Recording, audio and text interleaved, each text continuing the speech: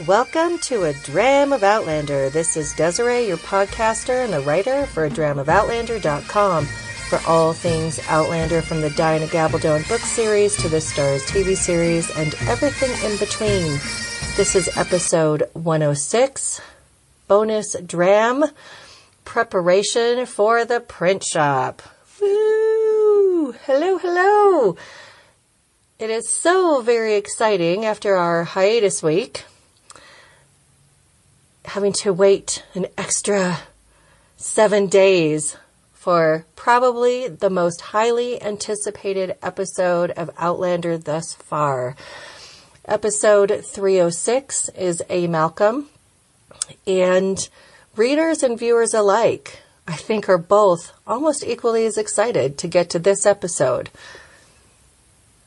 Claire and Jamie are going to be reunited.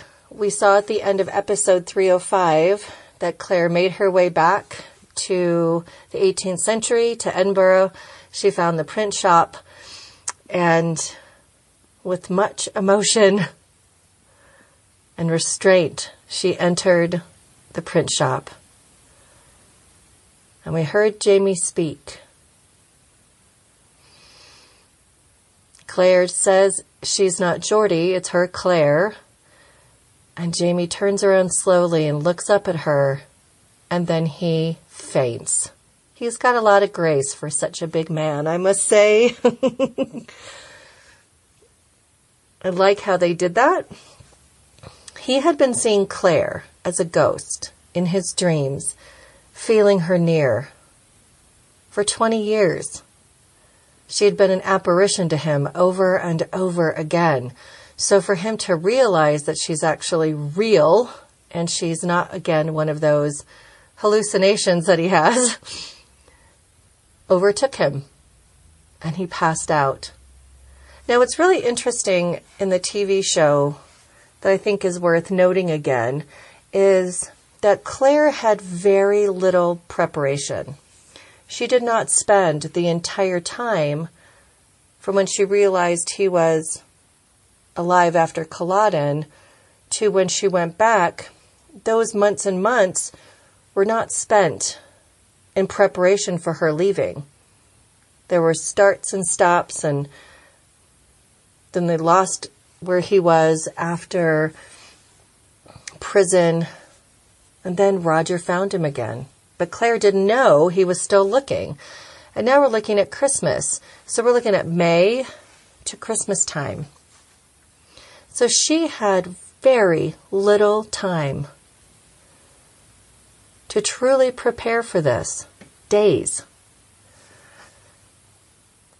So even though she made the conscious decision to leave her time, to leave her daughter, to leave her best friend Joe, to leave Roger Wakefield behind, she didn't have much opportunity to sit and really make plans. So her emotions are going to be really high as well. She's not going to be as settled, I don't think, as she would have been had she spent all that time preparing. I mean, her Christmas presents from Brianna and Roger were old coins that they had found, right? And then she made herself her medicine pack to keep in her hidden pockets when she went through the stones, and she made her outfit. And Joe didn't even know she was leaving, unless there was something off camera that we didn't see. But I don't think that's part of the story so far. Maybe Brianna will tell him everything. Maybe it's in the resignation letter envelope.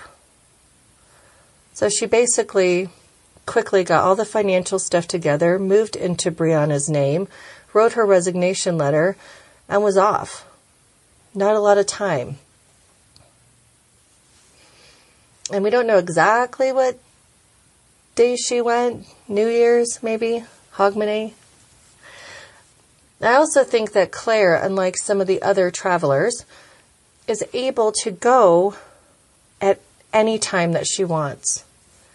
She has some very strong connection to the stones, even more so than probably other travelers. I mean, look at Gillian Edgars, aka Galis Duncan, that she waited until she knew for sure it would be open. She planned for it. She read everything she could about this lore and the stories, and she went through under blood and protection of stones. Well, when Claire went through the first time, all she had was her wedding ring from Frank and her watch that had some gems on it, and the watch was destroyed. I love that they explain that to us, because that was her protection. And when she came back, it was the gem from the ring that Jamie had given her. That was his father's. And she didn't take the pearls for protection. She left them with Brianna after recovering them, unwittingly uncovering them from Fiona, who gave them back to her.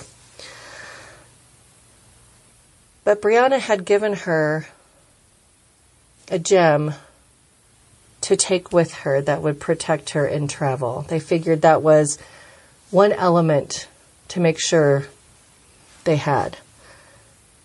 So Claire didn't go on the winter solstice. She didn't go at Samhain. So she went right around New Year's, is what it seems like. How difficult for her to leave her daughter behind, her only child. And she likely could never go back. What a hardship. Would you have gone? Well, she wouldn't have without Brianna's prodding and cajoling and telling her she had to. So we're at this point in the season where Claire and Jamie are going to reunite. Well, we don't know anything about what happened to Jamie after he left Hellwater, when Willie was old enough for people to start seeing similarities in their countenance, in their personality, and how they held themselves physically. But we don't know what happened. He left Hellwater under the blessing of Grey, and Lord John Grey was marrying Lady Isabel, and they were going to be step-parents to William. But because of societal structure, there would be little reason, if any, for Lord John and Jamie to cross paths again, for them to interact in any fashion. Because Jamie, though had been the laird, he no longer was the laird. His nephew Jamie was, of Lallybroch, so he did not hold that title anymore. So though he was a man of good breeding, sort of, remember his dad was a bastard, Black Brian, but the Mackenzies were a powerful family. He was highly educated. He was simply a man of decent station, but nowhere near the Greys. So we don't know what happened to Jamie. So there's a big time lag in this period from when he left Hellwater to when Claire came. There's many years in here. So what do you think happened to him? Well, he's in Edinburgh, so he's not living at Lallybroch. We know that for sure. We know that he's a printer by trade, but he's going by an assumed name, Alexander Malcolm. Remember, at Hellwater, he went by Mackenzie. And so Jamie has many names. The men in prison called him McDoo. He was known as Red Jamie. James Alexander Malcolm Mackenzie Fraser. So who else might he be in Edinburgh? It's fascinating to me. It doesn't seem like he ever really found peace and settled His way is keeping busy. I mean, he found a little bit of peace at Hellwater when William was very young, and he could take him out on the horse and do those things with him as a groom, but he was always at a distance. But he found some sort of normalcy in life. But after that, could he ever really go back to Hellwater? I mean, could he ever go back to Lallybroch? Oops. He could definitely not go back to Hellwater. Could he go home again? What was there for him? Who was left standing after all those years? This years he spent in the cave. On the show, I think it was 6 years. And then the years he spent in prison. And then the years of parole at Hellwater.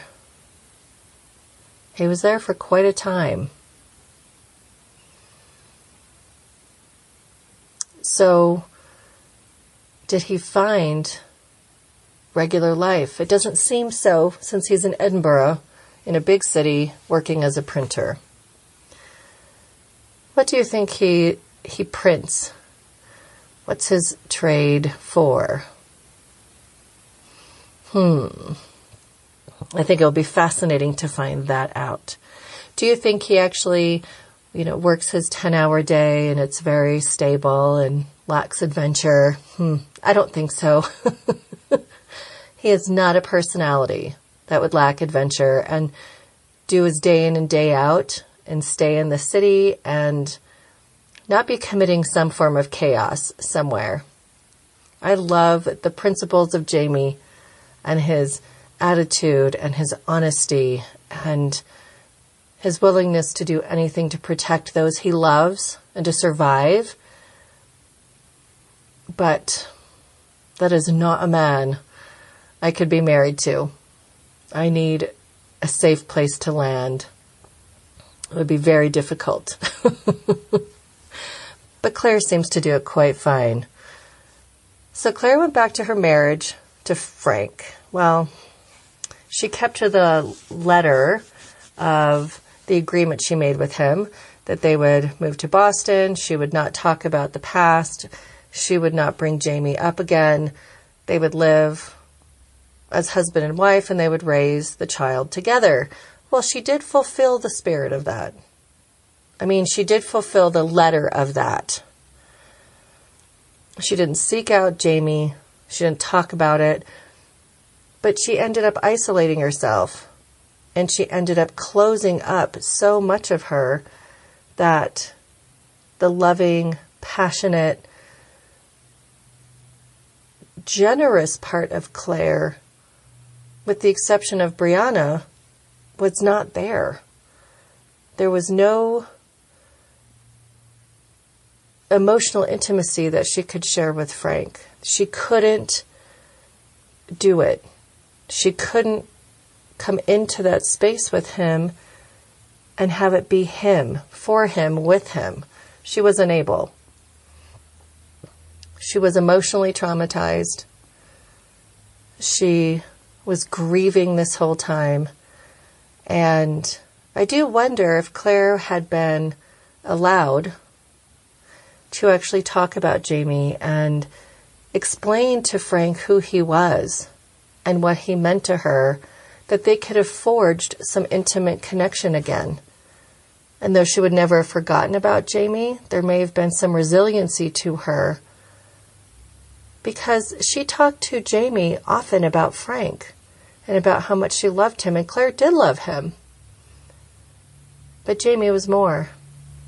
He was her soul. He was her whole heart. It was different. It was bigger. But Jamie honored Claire's first marriage. He honored Frank and her love for him. He sacrificed for her love of Frank and for her continued honoring and devotion. And the thing is, Frank never knew that. He never knew what she did to ensure his existence. He never knew how much she had told Jamie about him. They didn't have those conversations. He didn't want to know. So I think that really maybe could have ultimately shaped how hollow she was with Frank when she came back. And she kept everything to herself. And she had to keep it behind steel doors. And she could not share those things. Interesting. This is the first time I've ever wondered about that. And it created intimacy and sometimes problems between Jamie and Claire when she would talk about Frank and how important he was. But Jamie understood why she wore his ring. He sent her back to him because Claire had convinced him he was a good man, that Frank would take her back, that Frank would raise the child that he could not. Claire convinced him of Frank's worth and goodness and character. So obviously she loved him. Obviously she never stopped loving him. So what was the major deciding factor when she came back that she couldn't open her heart to him to some degree? Why could she not? And I really think it has to do with her inability to intimately share with him what happened to her. Not just the events, not just ticking it off a list and explaining, but really letting Frank see her through that experience. Because Jamie allowed her to talk about Frank and to share her experience.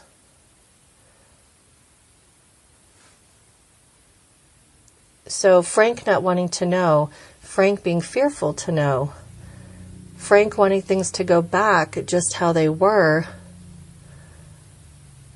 and keeping that stiff upper lip and just wanting her to switch back on to him was not effective. And it was tragic for both of them because he lost the woman that he loved every single day over and over. And he always wanted her, even until the end. It didn't matter that he was going to marry Sandy. There would have always been a part of him that stayed with Claire. Always.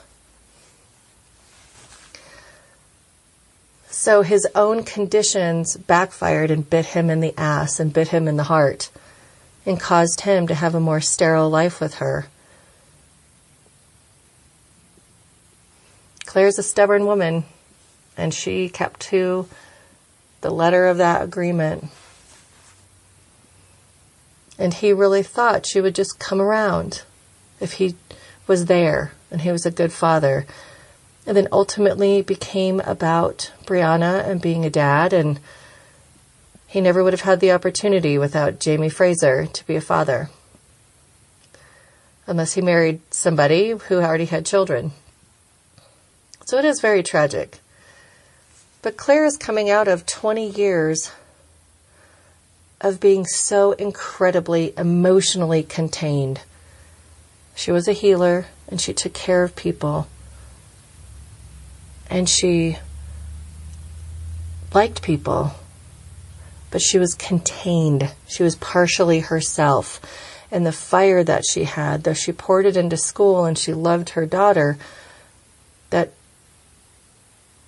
big part of her that is physically expressive, that is passionate, that is loving and loyal to a point where if you touched it, it would burn you, had to stay under ashes, had to stay hidden and deep. I can't imagine having to completely shut off all of that expression because Claire didn't go and sleep around. Claire was basically married to her job, and she loved Brianna. She put everything into the box that she lived in order to live and to find some peace and happiness and to move forward. But she had to keep this facade going and keep it strong. And Frank died, and there was those couple of years, but she still really had to keep herself filtered and those walls up and her protective suit on because it was too hard. It was too difficult. And then there was the issue of her daughter. Could she leave her? This is a lot to ask. It's a lot to bear. So it's really interesting, and I do not agree that Claire was the one being selfish who wouldn't let Frank go. Yes, the construct suited her, and it suited her ability to do what she needed to do. But she offered him his freedom more than once. He's the one who decided to stay until Brianna was grown. And then his life was cut short. So she's coming from this, having held back so much. And even the sparks we got to see when she would talk to Joe or talk to Brianna or Roger, it's just the tips of the flames. We don't get to see that openness and that just joy in her. And the flames just propelling her, that passion that she has. And I'm hoping we get to see her come back and we really get to see the depth of her again because she was so encased. And she was living like half a person, just like Jamie was. And in all the scenes we saw Jamie in, this whole season, he too was much restrained. And he didn't have an outlet for his passion either, and his need to do certain things, and to really live fully. I mean, he is not someone who's meant to sleep alone, but he spent nearly all those 20 years alone. Very little contact with other women. And that's a crying shame.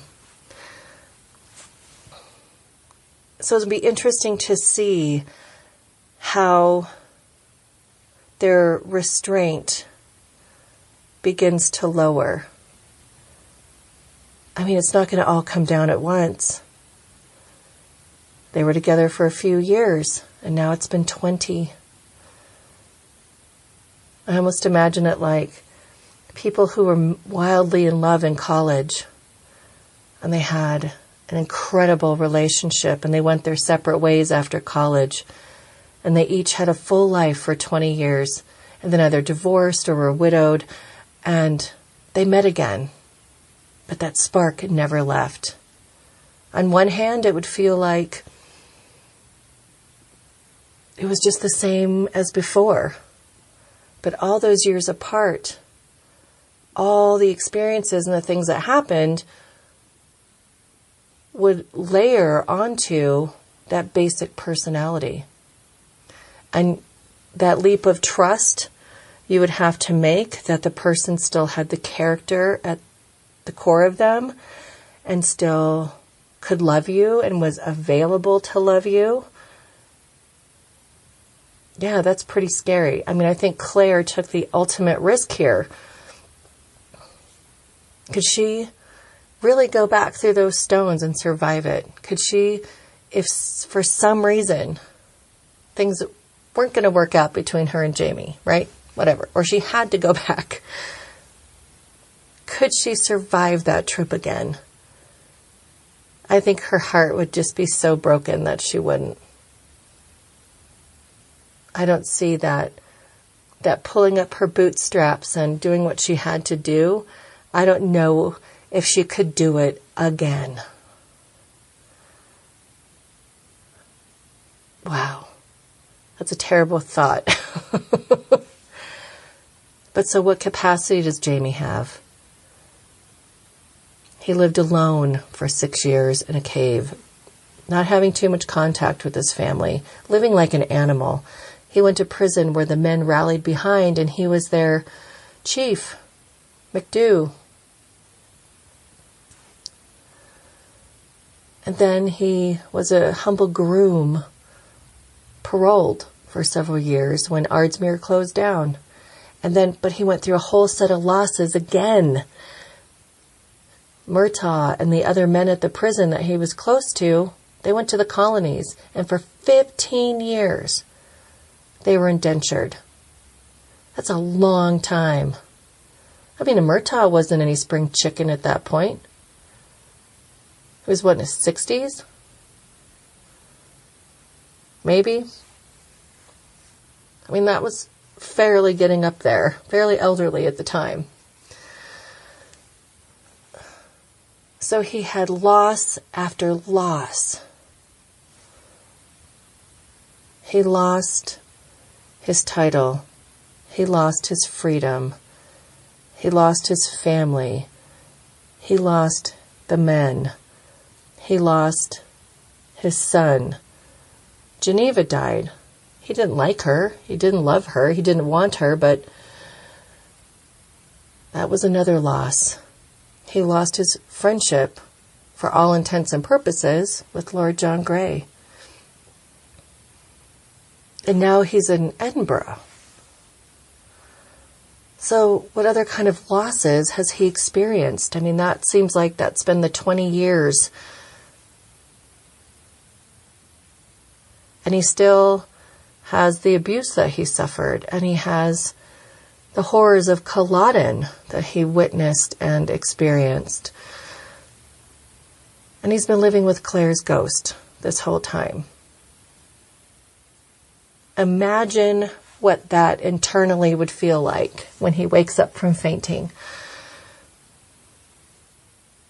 That's so much for them to bridge. That's a lot of living. That's a lot of grieving, loss, pain.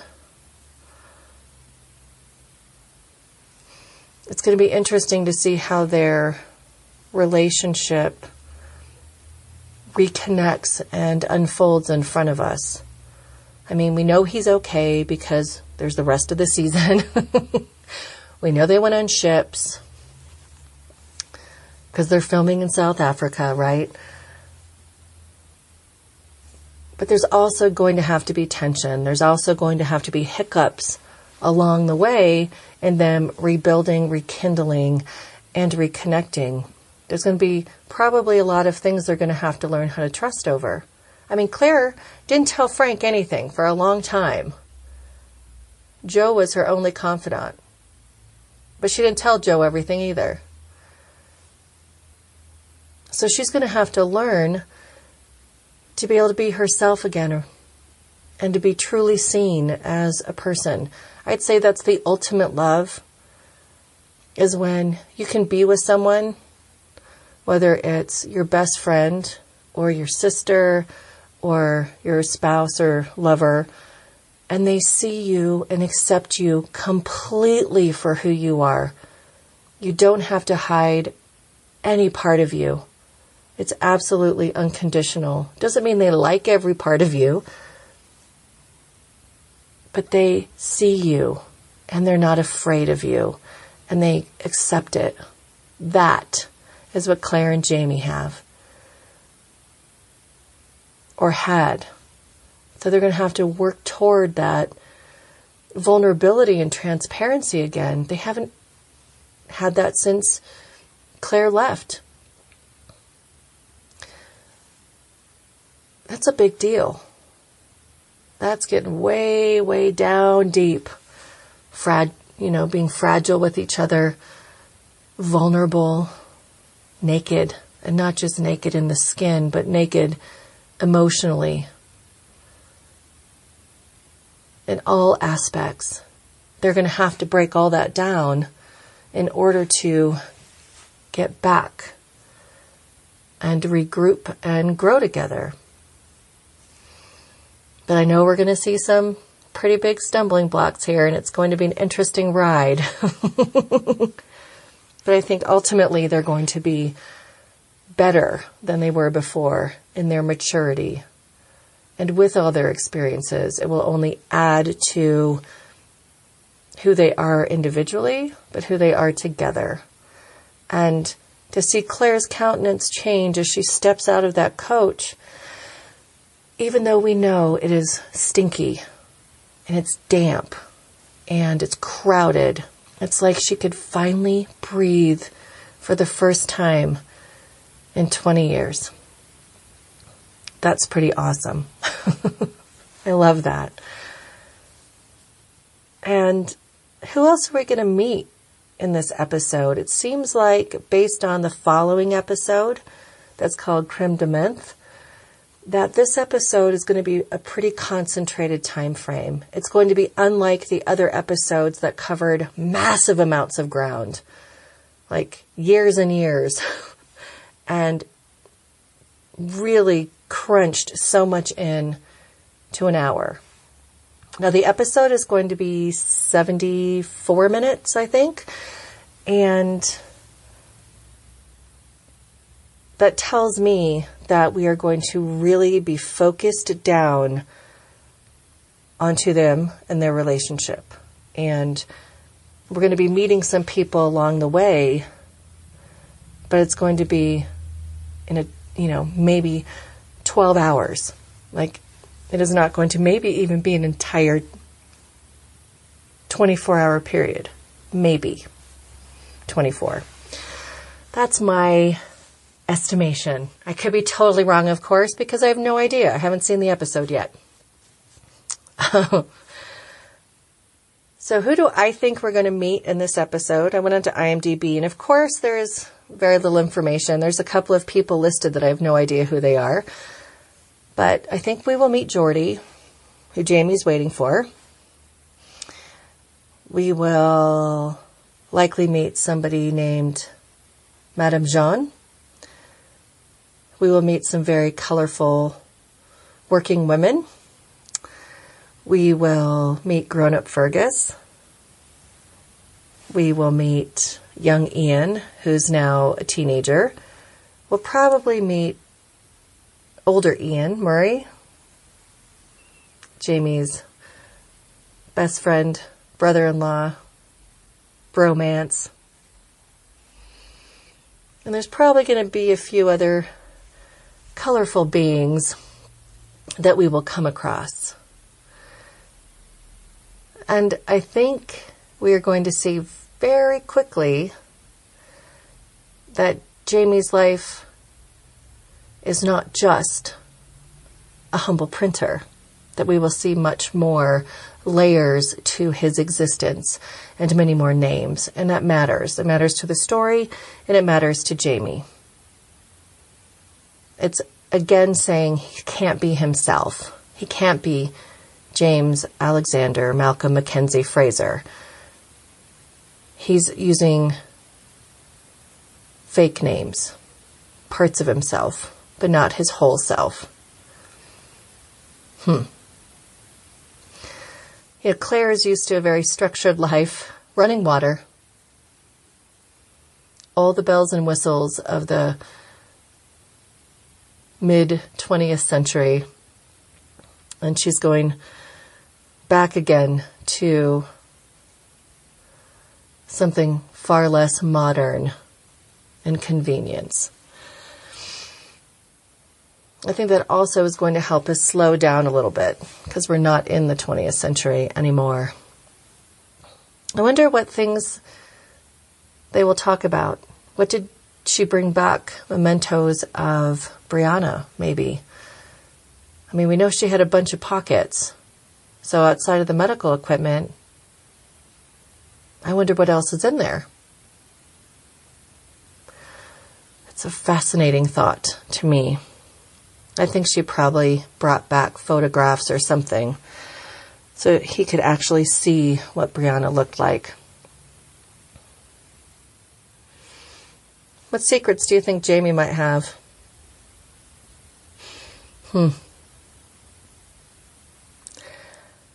I think this episode is going to be very satisfying.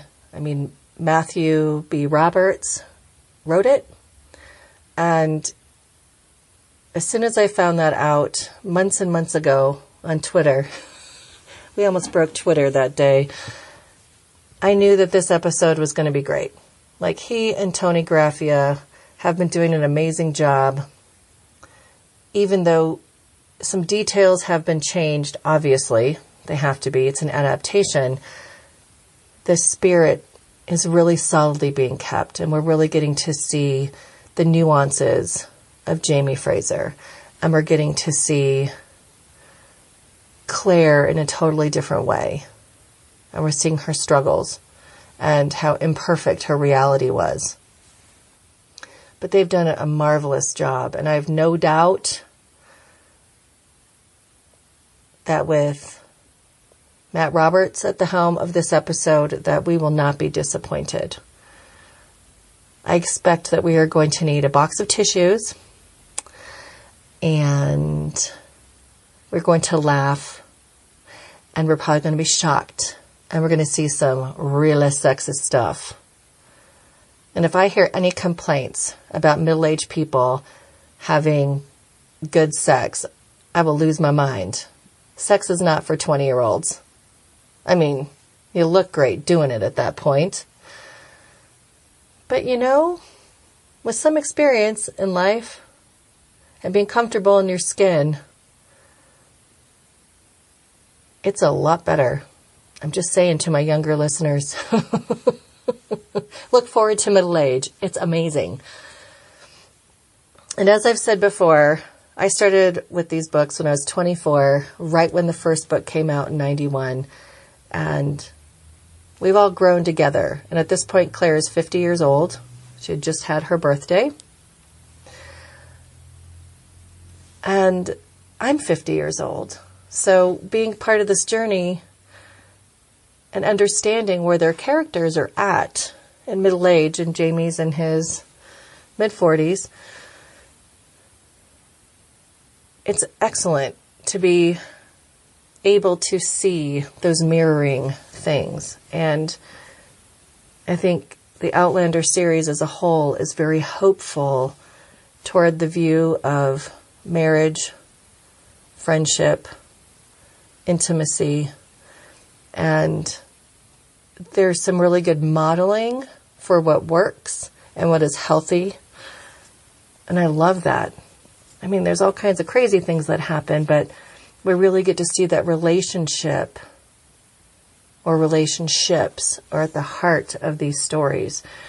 And this season has been amazing. And I think we've really seen that piece captured, like better than the other two seasons even, where we've been able to see the gravity of relationships. Mother-daughter, Bree coming into adulthood really, and her and Roger developing closeness. Claire having a best friend she's leaving behind, who's Jamie surrounded with now, we don't know fully, but he built a relationship with Lord John. But that's at the heart of it. It's family, it's love, it's friendship. And they have done an outstanding job of showing us that. And I think that's what's going to keep people coming back. I mean, season 4 is filming right now, and there was a great message from Katrina Balfe because it's Claire's 99th birthday today. And, you know, she looks older in the clip. She has gray in her hair.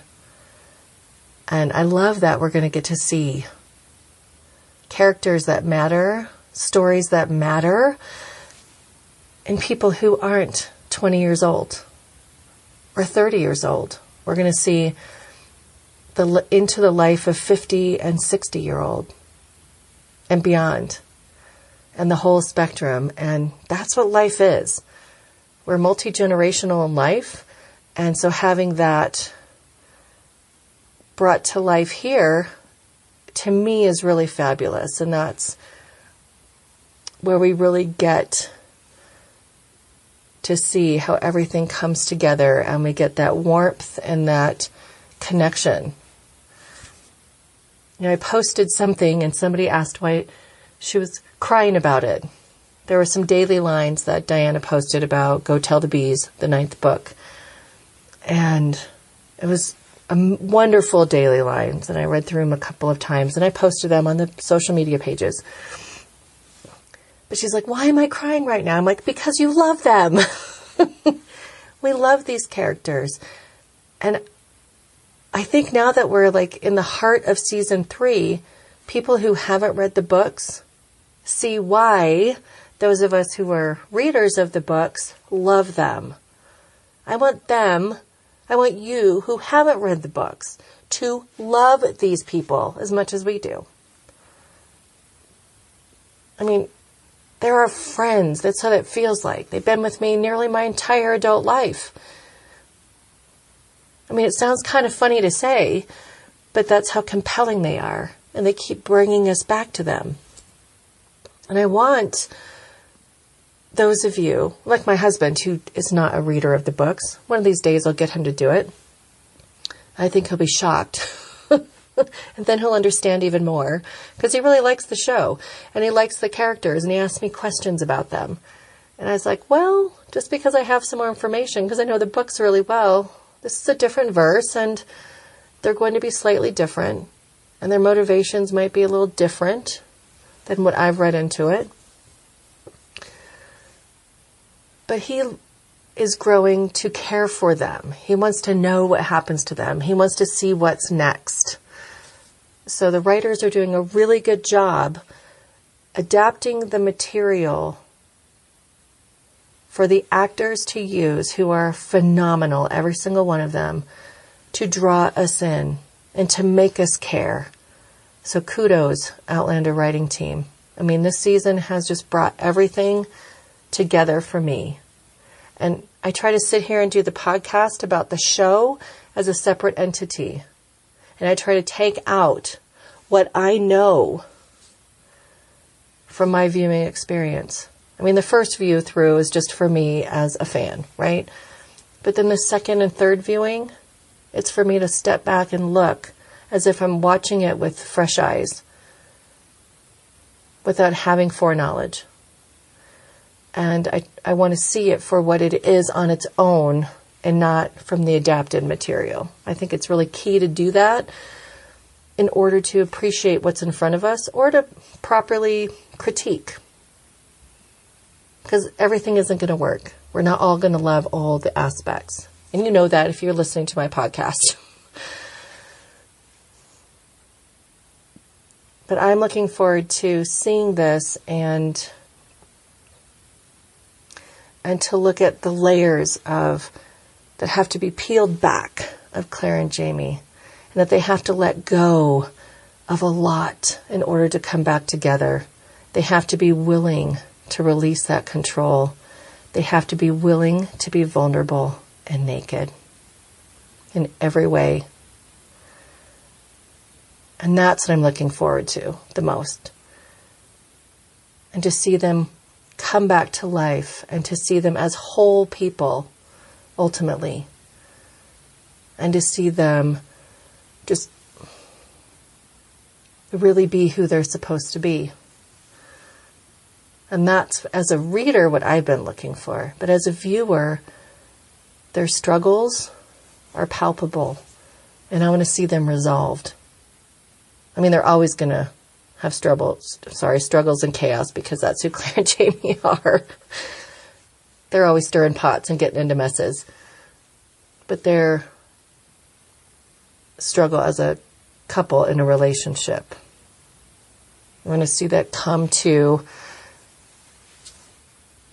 that breaking point where, when you go over the top and you reach that peak, that you're better for it, and you're stronger for it, and you're more united. That's what I can't wait to see. So, I wonder what you're anticipating in this episode and how you're interpreting their past as influencing their future together, and what you think Jamie's been up to. Oh, and the other thing about Claire is she's coming out of a marriage where, though she gave a hall pass to Frank to have external physical relationships, he didn't just do that. He fell in love with somebody else, and he had a solid monogamous relationship with somebody. I think there's a big difference between giving a hall pass and someone going and relieving sexual need versus him going and building an entire life with somebody. She didn't restrict him from that, but that's what happened. And I think that's really hard, and it's hurtful. Even though she couldn't give him what he needed and wanted, it still hurt her because she did love him. She had a love for him. So she's bringing that baggage with her, and that could affect how she responds to things in the 18th century. It's a thought. Okay, so thank you for listening to the bonus episode. I felt compelled. There was more to say. And if you haven't listened to my hiatus episode 105, my conversation with Outlander Kitchen chef Teresa Carl Sanders, please do. She is just a lovely interview, and she had some nice tips and tricks and insights for all of us. And be sure to follow her Facebook page or Instagram or Twitter, because she always has a recipe a few days prior to the episode that applies. And then you can try your hand at the official Outlander companion recipes. So where do you find A Dram of Outlander? Well, iTunes, Stitcher, and Google Play. The website is adramofoutlander.com, where I have all the links to the direct downloads for episodes as well. Facebook, there is a page, A Dram of Outlander, and a group that you can join, which is also A Dram of Outlander. On Instagram and Twitter, it's Dram of Outlander without the A in front. There's only so many spaces. On Wednesday nights, there is a standing Outlander chat, whether we're doing a book or the TV show is on. We sit and talk about the prior episode of the podcast and about, right now, the prior episode of the season. I expect Wednesday night it is going to be mayhem on Twitter. And to participate, you use the hashtag ADOO for A Dram of Outlander. I know, basic. I couldn't think of anything fabulous when I started the chat, and so this one stuck. I would love to get your feedback, whether it's by email, contact@adramofoutlander.com, or by voicemail, 719-425-9444. Give me your comments, your thoughts, your questions, your observations. I really want that feedback. When I make posts or put things on social media, interact with the other followers. Interact with me. I love to get the conversation going. Because for many reasons, Outlander matters to us more than other books, other shows, other anything. It's impactful and profound in lots of ways to us. And if you'd like to support the podcast, I can always use your financial support. Patreon.com/adramofoutlander. Even as much as a couple dollars a month will help me maintain the website and the show and all that I need to do it. Or you can make a one-time offering, shoot me an email or a voicemail. And of course, share the podcast. Leave a review on iTunes, Stitcher, or Google Play. Tell people about it. That's what keeps new people coming in. Follow the pages. And I thank you so much for listening. Without you, I wouldn't have a podcast or a website. My love for Outlander and you, my audience, are why I keep coming back week after week and producing a show. And it's exciting. And I thank you for being here with me and for listening. And hey, if you ever want to co-host, think that would be fun, again, drop me a line or an email. And I will see you on the other side of A. Malcolm. Oh, and the hashtag for the Sunday night viewing, if you're on Twitter, is Print Shop. And until next time, Slán je va.